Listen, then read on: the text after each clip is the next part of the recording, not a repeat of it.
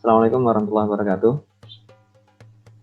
Waalaikumsalam warahmatullahi wabarakatuh. Amin. Wassalatu wassalamu ala asyrofil anbiya'i wal mursalin. Sayyidina Muhammadin wa ala alihi wa sahbihi ajmain.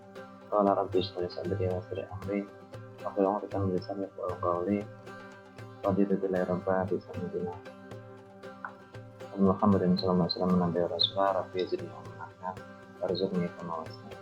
Amin. Kita ketemu lagi pada pertemuan kali ini di Mukadimah Agama. Adapun pada sesi kali ini kita akan membahas tentang tugas manusia menurut agama. Ya. Kita mulai ya. Oke, kita mulai dari Islam terlebih dahulu. Apa tugas manusia dalam konsepsi Al-Quran? Di dalam Al-Quran disebutkan A'udzubillahi minasyaitonirrajim. Bismillahirrahmanirrahim. Wa ma khalaqtul jinna wal insa illa liya'budun.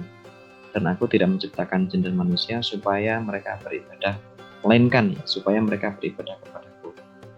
Nah, di sini ada satu catatan yang saya kasih berwarna biru ini, wa ma khalaqtul jinna wal insa illa liya'budun. Dan aku tidak menciptakan jin dan manusia lain supaya mereka mengabdi, menjadi abdi kepada kalian. Itu nih. Ini surat Ad-Dzariyat ayat 50. Kemudian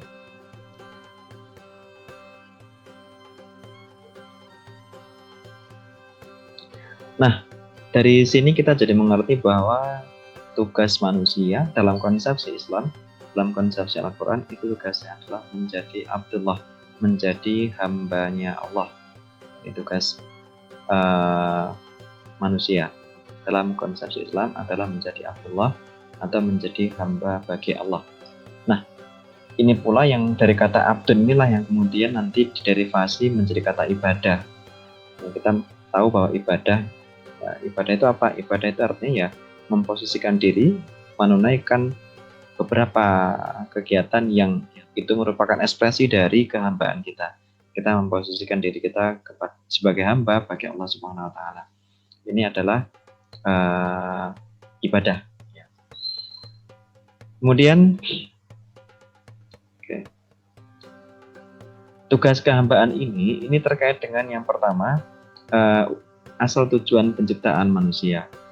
Ya, bahwa manusia tadi itu diciptakan sebagai hamba, ya, sebagai hamba bagi Tuhan ya.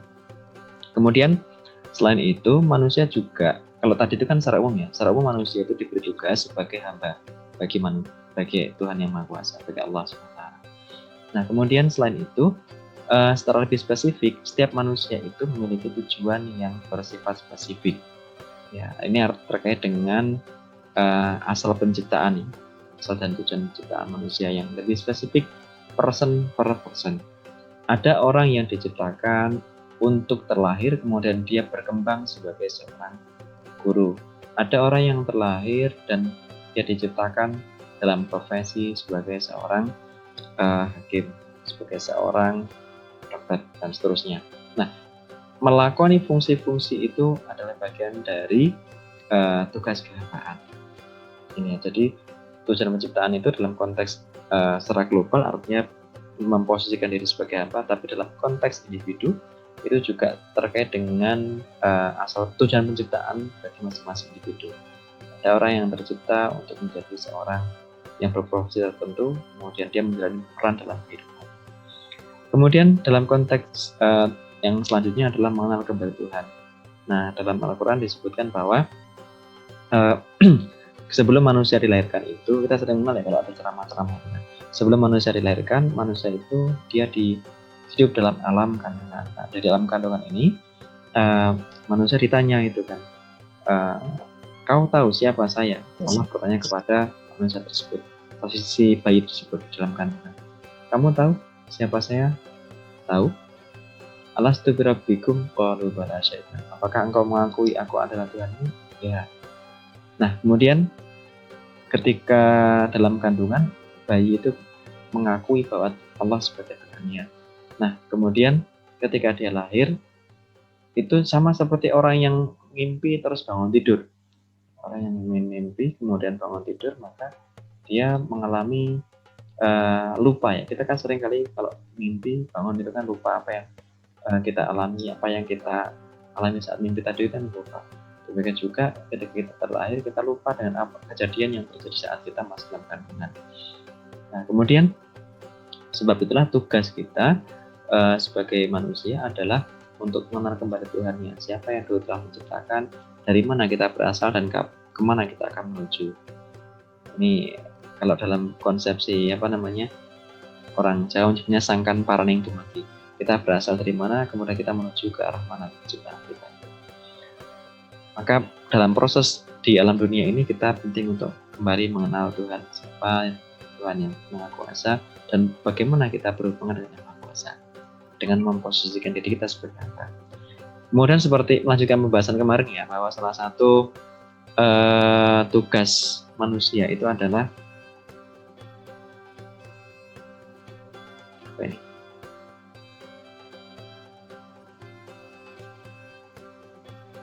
Oke.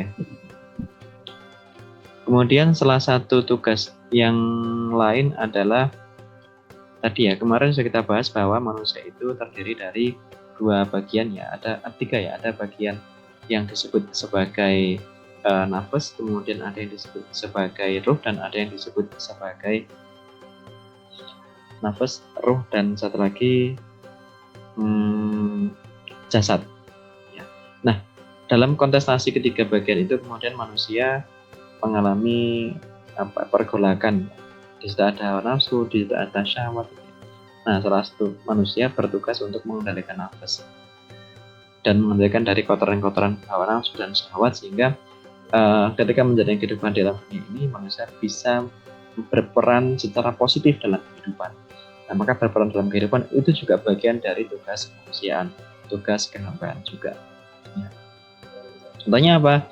Ya luas ya, tugas berperan dalam kehambaan itu juga luas sekali. Nanti kita jelaskan tugas kehambaan itu seperti apa. Kemudian selain itu ada juga dalam surat yang lain, ini dalam surat Al-Baqarah disebutkan a'udzubillahi minasyaitonir rajim. Bismillahirrahmanirrahim. Wa qala rabbuka lil malaikati inni ja'alun fil ardi khalifah. Qalu ataj'alu fiha may yufsidu fiha wa yasfiku dima wa nahnu nusabbihu bihamdika wa nuqaddisu lak. Qala inni a'lamu ma la ta'lamun. Dan ingatlah ketika Tuhanmu berfirman kepada para malaikat, aku hendak menjadikan khalifah di muka bumi. Para malaikat berkata, apakah engkau hendak menjadikan orang yang merusak dan menumpahkan darah di sana, sedangkan kami bertugas sekali memujimu dan menyucikan namamu. Allah berfirman, sungguh aku mengetahui apa yang tidak kalian ketahui. Nah, yang saya garis berwarna hijau biru ini adalah salah satu tugas manusia selain berperan sebagai dirinya sendiri, tapi juga berperan bagi lingkungannya. Nah, dalam konteks ini manusia ditugaskan sebagai khalifah, sebagai khalifah di muka bumi. Nah, pengertian khalifah ini itu agak berbeda dengan khalifah seperti yang disampaikan teman-teman dari Hizbut Tahrir dan yang lainnya itu ya, berbeda. Nah, khalifah di sini itu adalah khalifatullah fil ard. Artinya khalifah itu artinya sebagai pengganti. Artinya apa? Artinya dari kata khulafa itu artinya mengganti. Khalifatullah fil ard, sebagai ganti dari Allah di muka bumi, yang menjalankan fungsi kepemimpinan, fungsi penguasaan. Tapi bukan untuk kepentingan dirinya sendiri, tapi untuk apa? Untuk memakmurkan dan menjaga alam semesta. Jadi manusia itu ditugaskan sebagai khalifatullah fil ard, sebagai khalifah di muka bumi ini, dengan tugas memakmurkan dan menjaga alam semesta. Karena bagaimanapun juga manusia itu dijadikan sebagai rahmat bagi alam semesta. Nabi Muhammad diutus di muka bumi ini pun juga sebagai rahmat bagi alam semesta. Tidak hanya bagi kelompok tertentu ya. Jadi rahmat bagi alam semesta atau rahmatul alamin itu tidak hanya bagi kelompok tertentu. Jadi, manusia itu ya bukan sebagai rahmat bagi kelompok tertentu, misalnya rahmat bagi yang beragama Islam saja, tidak, tapi manusia ditugaskan untuk menjadi rahmat bagi alam semesta, bagi manusia yang lain, bagi kelompok yang lain, bagi alam semesta, bagi semua makhluk yang ada di muka bumi ini. Ya, selain itu, nah dalam rangka ini maka manusia diperintahkan untuk menyempurnakan akhlak. Karena apa? Dengan akhlak yang baik, maka manusia bisa menjalankan fungsi khalifatullah fil ard ini secara baik. Maka tugasnya tadi kan sangat luas. Ya, contohnya misalkan begini nih. Nah ini, seorang ayah berperan sebagai ayah yang baik. Ya, dia bekerja di ladang, bekerja di sawah. Itu juga bagian dari tugas kemanusiaan, tugas kehambaan. Ya. Seorang anak yang berangkat sekolah itu pun juga bagian dari proses penghambaan. Ini juga bagian dari ibadah. Ya. Orang tua bekerja di ladang itu juga bagian dari ibadah. Ya, anak ini mencium tangan orang tuanya, menghormati orang tuanya, itu juga bagian dari ibadah.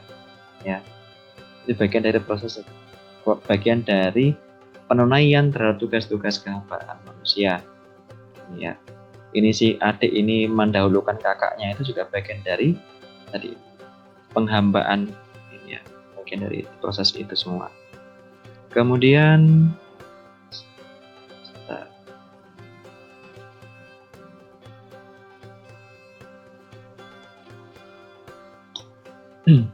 oh ya, masih ada yang belum ini. Oh, sebentar. Ini waiting roomnya saya nonaktifkan, jadi semua bisa langsung otomatis masuk tanpa harus di ACC. Oke, lanjut ya. Selanjutnya,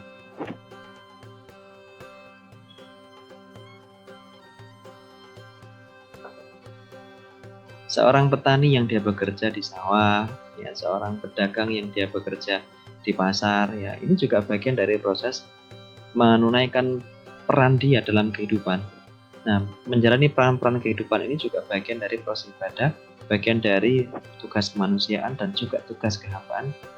Tugas kemanusiaan sebagai hamba Allah itu juga di sini ya. Jadi sangat luas sekali. Makanya dalam konsepsi Islam ibadah itu sangat luas. Tidak hanya hubungan antara kita dengan yang Maha Kuasa, tapi juga hubungan dengan sesama. Itu juga bagian dari ibadah. Ya, seorang petani yang bekerja di ladang, di sawah pun juga itu bagian dari ibadah. Seorang ibu, seorang mbak-mbak yang bekerja di pasar, di warung, jualan, ini juga bagian dari ibadah. Ya, kita belajar fikih pun juga bagian dari ibadah, gitu kan, bagian dari penghambaan kita kepada yang Maha Kuasa. Mendengarkan pembelajaran, mengerjakan tugas, ini juga bagian dari ibadah, bagian dari penunaian tugas kita sebagai manusia di hadapan Tuhan yang Maha Kuasa. Oke. Saya mengutip apa yang disampaikan oleh Raden Ajeng Kartini ya. Ini salah seorang santri dari Kiai Barat. Dalam bukunya ini, buku yang habis gelap terbit terang itu, dia menyebutkan ingin benar saya menggunakan gelar tertinggi, yaitu hamba Allah. Di hamba Allah itu adalah gelar yang tertinggi. Kenapa? Karena dengan menjadi hamba Allah maka dia menjadi sudah menunaikan tugas-tugas penting sesuai dengan asal penciptaan, sesuai dengan fungsi di mana ia diciptakan, sesuai dengan fungsi untuk apa ia diciptakan. Ini kira-kira seperti itu. Kemudian, maka kalau dalam konsepsi fikih Islam kita mengenal sebagai ibadah. Ibadah itu apa? Ya ibadah itu ya tadi kita menjalankan peran sebagai hamba Allah, tadi menjalankan peran sebagai abdi bagi Allah. Maka ibadah nanti dikelompokkan dalam ada dua jenis, ada ibadah yang murni, ada ibadah yang tidak murni.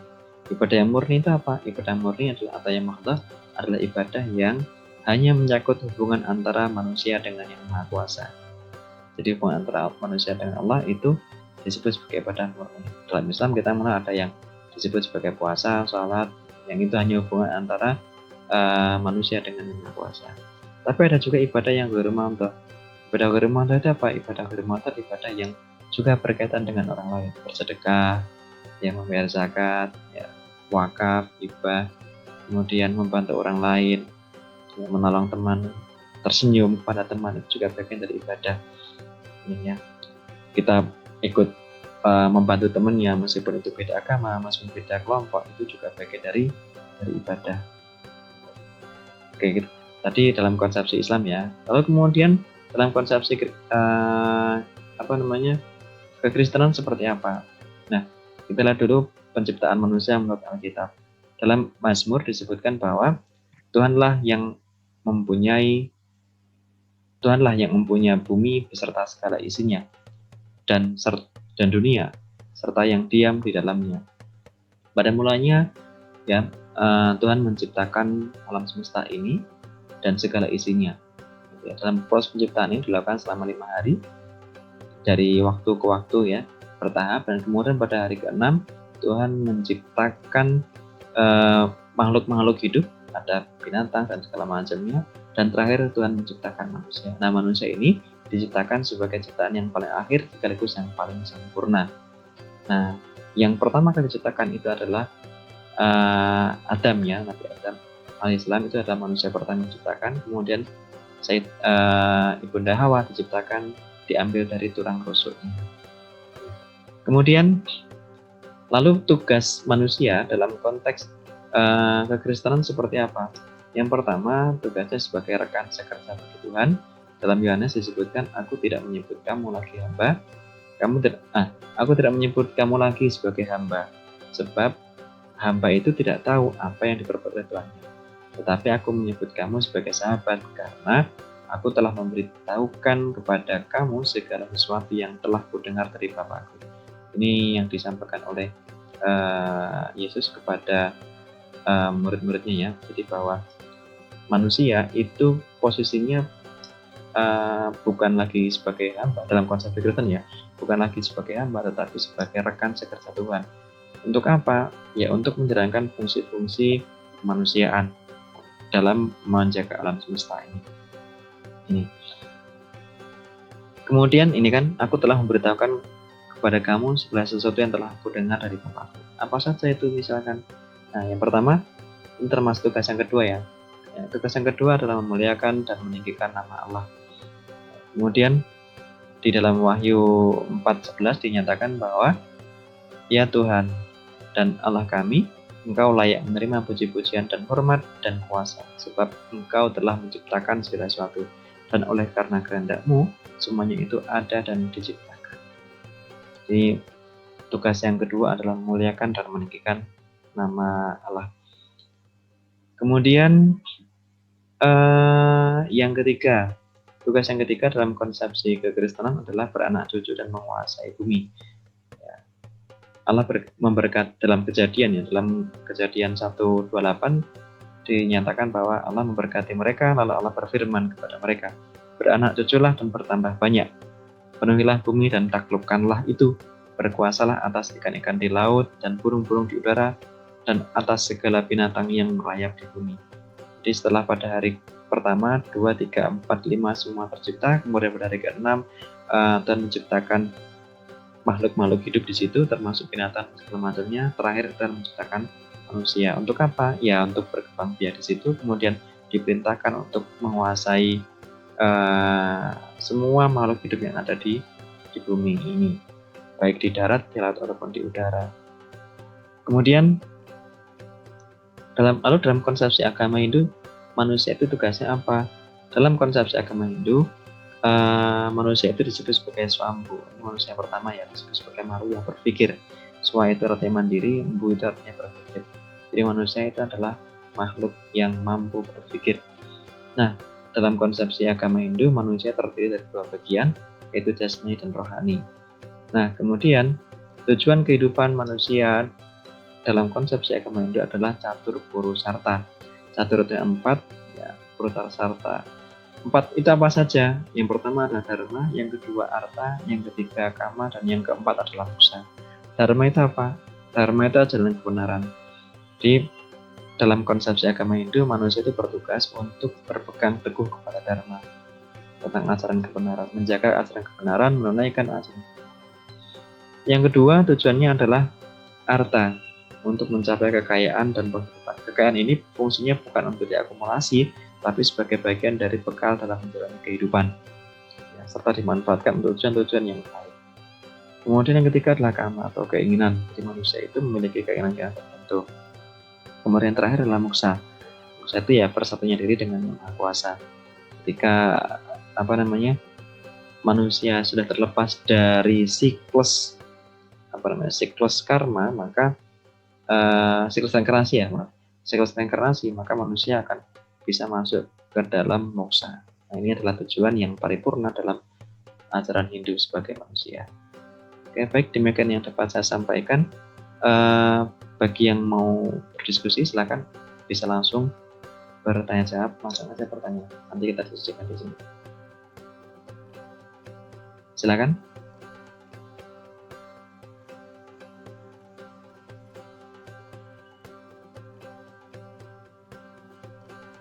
Ada yang bertanya? Baik, untuk pertemuan di sini saya akhiri. Mohon maaf. Wassalamualaikum warahmatullahi wabarakatuh. Waalaikumsalam warahmatullahi wabarakatuh.